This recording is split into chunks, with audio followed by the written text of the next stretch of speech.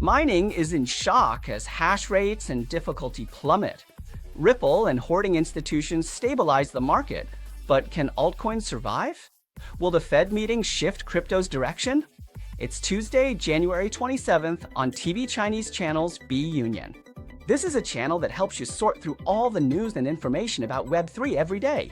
Our goal is to help you improve your understanding of Web3 so that when you make investment or trading decisions, you can move from an emotional to a rational decision-making process.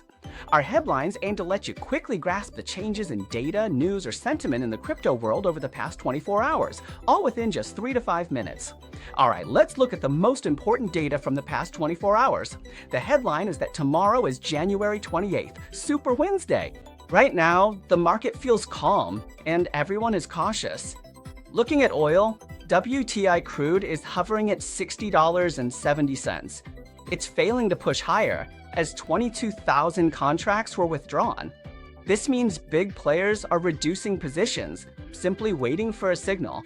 As for the Federal Reserve, even though the data forecasts suggest that keeping the interest rate unchanged is highly likely this time, unless those big shots in charge of the money come out and give a definite answer themselves, I don't think anyone in the market would dare to go all in with leverage.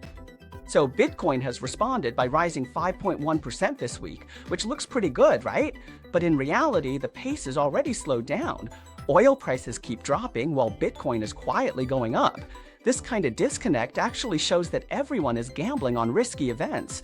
This isn't some proactive dialectic. It's more like everyone has their own hidden agenda. Right now, everyone is pulling back, afraid that after tomorrow's interest rate decision, they'll get slapped hard in the face. Once this tense atmosphere dissipates and we can see the direction clearly, it won't be too late for us to choose our territory and decide where to settle down. All right, let's turn our attention to mining. The mining sector has been showing signs of a plunge these past couple of days. The hash rate dropped from 1.13 zetas to 69 billion in just 3 days. This situation does look pretty scary, a drop of nearly 30%. But when we look at the market, we need to think like the big players. We have to understand what's really happening. Bitcoin is holding at $88,000. Since the highest mining cost is around $80,000, miners won't shut down. On one side are the Americans. On the other, noise about cold snaps and power shortages. In Texas mining hubs, cold weather means residents need heat, so the grid cuts power to farms. This doesn't mean the industry is finished. For instance, CleanSpark's recent output has decreased. This temporary pause complies with local electricity policies. Despite abundant resources, China now bans mining. A 9-ministry statement strictly prohibits it. Recently, Bitcoin mining difficulty dropped 4%. After this cold snap, farm owners will restart their machines. This isn't a crisis, just a temporary load adjustment. We're just taking a short break. Ripple actually is also a very sensitive indicator.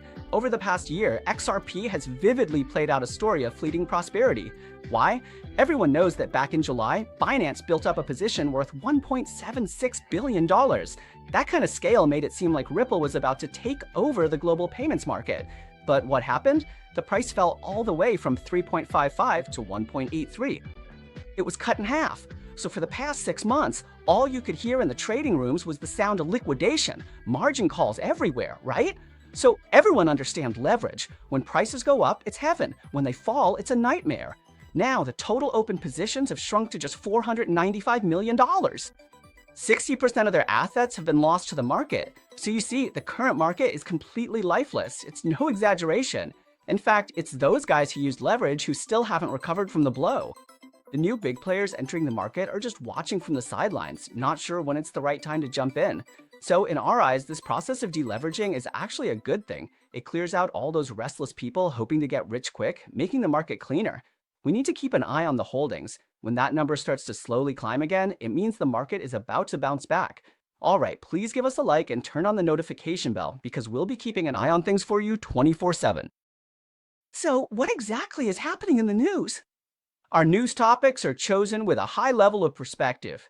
We aim to look at the crypto world from a certain macro angle, and at the same time, we focus on the integration of topics. In these 15 minutes, we want to maximize the information you receive through both sight and sound so that you can understand the biggest changes in the crypto world in the shortest possible time. We want to help improve your understanding. As they say, you can't earn money beyond your level of knowledge. So where does that come from? By reading our daily reports, you will gain that insight. Now, let's get to today's top news. Recently, the bull market in the crypto world seems to cure all problems, doesn't it? Up to now, if you're watching the market or trading, you'll notice that everyone in the crypto space is much calmer these days, right? The lively scenes from before, where there was a new story every day and a bunch of new coins launching, are nowhere to be seen now. The market now feels more like it's constantly clearing out. You don't even need to write a fancy white paper or draw up an ambitious roadmap anymore. And what about liquidity? Have you noticed that a lot of meme coins are moving faster than anyone else? Basically, the whole thing is over in just a few hours in a single day. So for retail investors, what you should be concerned about now isn't how much money you can make, but whether this game is actually a place where you can get real, tangible returns, or if it can even last, especially in the face of rising prices for various precious metals. I can't blame investors for wanting to bet somewhere else. Data shows that prediction market platforms like Powell Market and Kelsey saw explosive growth in the second half of last year. According to Zune Analytics, their weekly trading volume rose from about $500 million in June last year. It quickly surged to nearly $6 billion by January of this year. At the same time, the focus of trading clearly shifted toward real-world events, such as sports competitions, political elections, and interest rate decisions, replacing the previous model of simply betting on token narratives. So many technologies are converging right now, and this is at an asymptotic rate. AI and how fast it's accelerating from a research paper to an actual implementation is just astounding. The shift originated from the continued weakness in the Shenzhen token market. According to CoinGecko data, more than 11 million tokens became defunct last year. Meanwhile, Polo Market's number of installations soared from about 30,000 in January to over 400,000 in December, while downloads of Binance, the world's largest crypto exchange, dropped by more than half. All right, so now it's not that retail investors have stopped playing, but rather that when you enter the blockchain and crypto space, your approach needs to change. In the past, we used to say that a blockchain without a token wasn't really a blockchain, right? That would be as ridiculous as a car without an engine. Bringing the fully transparent on-chain settlement rules of blockchain into the real world, well, now the technology is increasingly refusing to endorse so-called air coins, worthless tokens. So when you see things like decentralized exchanges, DeFi, and prediction markets, what do these trends indicate? It shows that when the old rules of the crypto casino stop working, people will naturally move on to something else. They'll go to places where the money flows more freely, the rules are clearer, and things can't be tampered with. This isn't about hot money disappearing, it's about people voting with their feet. Now, the mainstream narrative being pushed in the crypto space is no longer driven by the extremely fragile emotions of retail investors. The weight has shifted to various data companies, ETF firms, institutions, and even pension funds. How are they planning their involvement in the crypto world? These people are now holding the reins. So when everyone comes to their senses, a question arises. If you really want to hold Bitcoin for a lifetime, what's the right way to do it? In the past, companies stockpiling Bitcoin were seen as not doing their proper business. It was considered an experiment, right? But now, as everyone knows, many companies, including those that aren't publicly listed, are quietly adding digital assets to their balance sheets. In this wave of corporate crypto accumulation, Bitmain has chosen to focus on Ethereum, building a yield-oriented treasury model centered on large-scale ETH holdings and staking. As of mid-January, Bitmain held about 4.2 million ETH, making it one of the largest institutional holders of Ethereum in its treasury. Over time, as it starts to become competitive with payment rails, it could reach the 20,000 levels. So, wow, that's pretty bullish.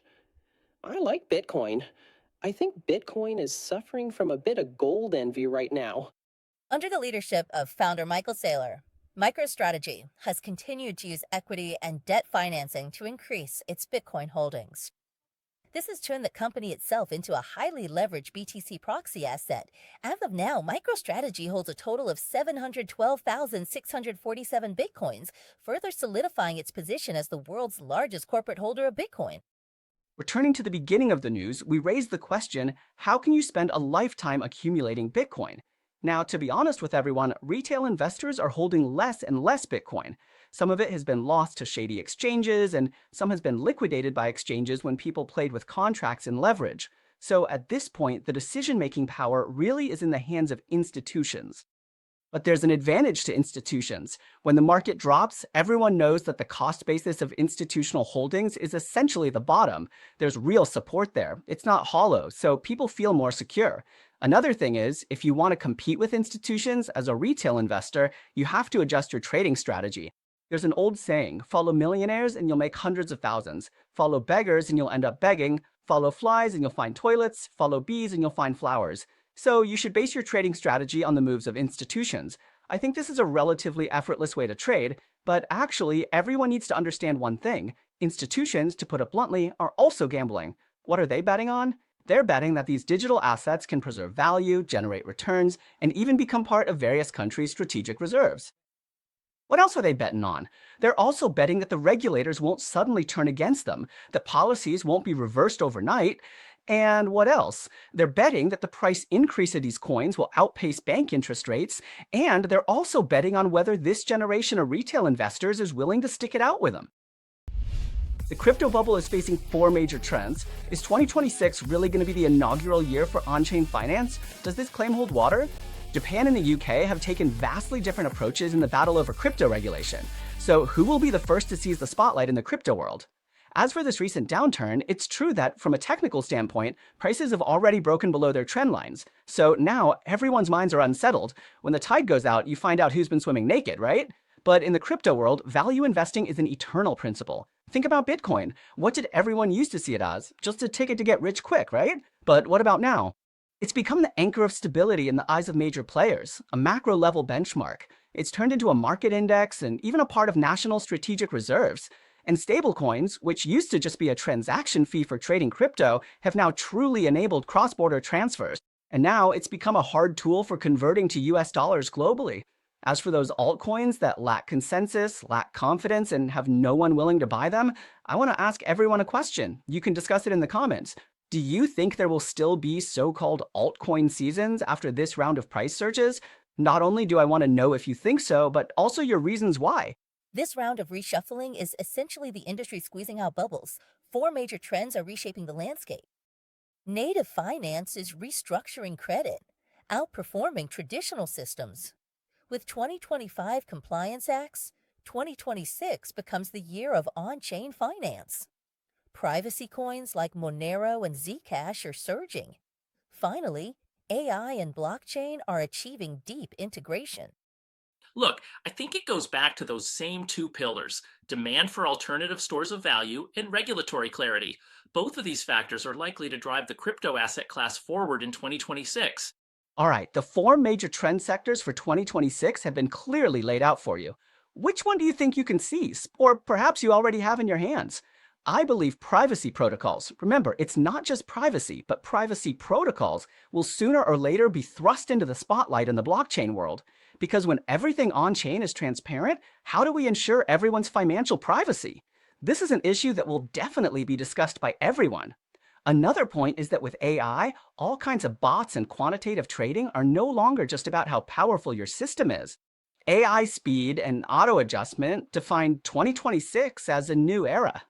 From this year, tokens will resemble stocks of legitimate companies rather than lottery tickets. Simply put, the era of easy gold will likely end starting in 2026. My own feeling is that the word compliance only started to gradually spread throughout the crypto world at the exchange level after Changpeng Zhao was detained in the US for 4 months and then pardoned. So now, banks and traditional financial institutions will issue you a so-called license, a permit, or a badge, but then you turn around and realize the doors of the bank are already closed to you. Their compliance costs are extremely high. Because everyone in banks and traditional finance knows that the crypto world is here to take their jobs, not to build together with them. And now, the era of wild, unchecked growth in crypto, the ICU era, might really be coming to an end. Indeed, the days in crypto when you could make money just by putting out a white paper and doing an ICO are truly over. Now, you really have to stay focused on compliance. But all you businesses need to remember, while you're focusing on compliance, you have to ask yourselves, can you handle the scrutiny of regulators? Can you afford those fines? Can you bear the cost of compliance? And under all this pressure, can you still make money in the market? That's no small feat. Just look at what's happening now in Japan and the UK. They're starting to set rules for the crypto world.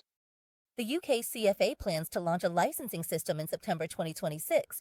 On the surface, it looks like they're paving the way, but in reality, the banks are tearing down the bridge.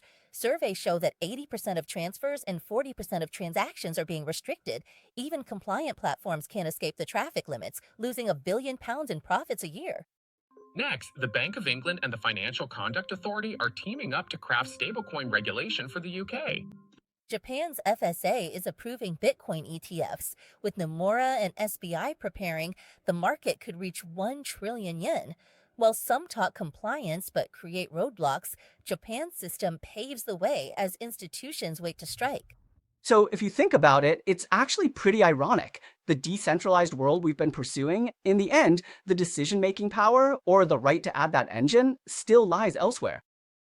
It's been placed in the hands of a bunch of centralized, loosely organized people, each with their own agenda. Look at the UK government stepping on the gas, but the banks don't care at all. They just slap on a ban right away. As for Japan, even though the policy signals get warmer every year, right? Each year is more favorable than the last. But if an ordinary retail investor actually wants to buy a Bitcoin ETF in Japan, it'll take at least 2 or 3 years, right? So now, honestly, if you say that in the crypto world, it's all about who has the most guts, that's actually a bit politically incorrect. On the contrary, I think it's really about, in times when you need even more courage, whether you can ignore all this noise, whether you can act as if you have sovereignty. As an individual, can you truly put the ideals of decentralization into practice? This is something every practitioner needs to ask themselves. All right, let's look at the news flash. Baseball has even turned attention into a tradable asset. Breakout lets you bet on whether crypto influencers will be hot next week. Data from accounts like Vitalik Buterins are all out in the open. For now, US users don't rush in. The official announcement has been made. The official X account of Solana's Chinese community, Solar, has been hacked. The team is frantically contacting the platform to recover the account, but no one can say for sure when it will be restored. Cohen is denying talks about selling shares to Coinbase, but the market is already buzzing. Seoul Economic Daily specifically mentioned that the chairman is looking into mixed stock, and whether it's true or not, Come2S Holdings stock price jumped 17%. The capital flow is even bigger than the announcement itself. To make things even more intense, Michael Saylor has reported in again. MicroStrategy quietly bought 2,932 bitcoins within a week, spending about $264,100,000. The company now holds 712,647 bitcoins, with an average cost of $76,037 per coin, continuing to show their conviction through action. Precious metals suddenly became lively. According to GeneShare data, silver surged all the way to $110 per ounce, soaring 6.16% in a single day. Gold was not to be outdone, climbing to $5,070 per ounce. It inched up by 1.23%. Our weekly review on Monday mornings is exclusive to Gold members. This is a member-only program that analyzes the market using technical indicators. Our goal is to help you develop your market intuition with simple and repeatable indicators so that even without the weekly review, you can use what you've learned to find the right trading strategies for the coming week. So a lot of people look for news, wondering what happened to make the market go up or down. But actually, this is a very common misconception. News does not equal direction. News acts like a trigger for market sentiment. When good news comes out, it's basically telling the market it's time to ignite. But whether the trend can go further doesn't depend on the news itself. The key is whether there is follow-up capital continuously coming in. If there isn't new money to support it, good news often just becomes an opportunity for others to sell. That's why you'll notice that real trends often have capital quietly positioning itself even before the news is released. By the time the news is everywhere and emotions are running high, it's often already near a historical peak. In short videos and on Twitter, the loudest voices usually aren't about direction, but about emotion. So where does direction come from? It comes from the structure of capital, from the cost of positions, from who is consistently buying, and from who is being forced to sell. So stop asking whether this news is good or bad. What you should be asking is, who is buying? Is the buying strong? Can it be sustained? If you understand these questions, you won't be swayed by the news anymore. Instead, when emotions run high, you'll learn to judge whether the market is just getting started or if it's already at the finish line. All right, that's all for today's program. Here you'll find all our membership benefits. We hope you'll join as a member and support us at Baiting Dow to become even more professional. Let's work hard together and gradually become wealthier.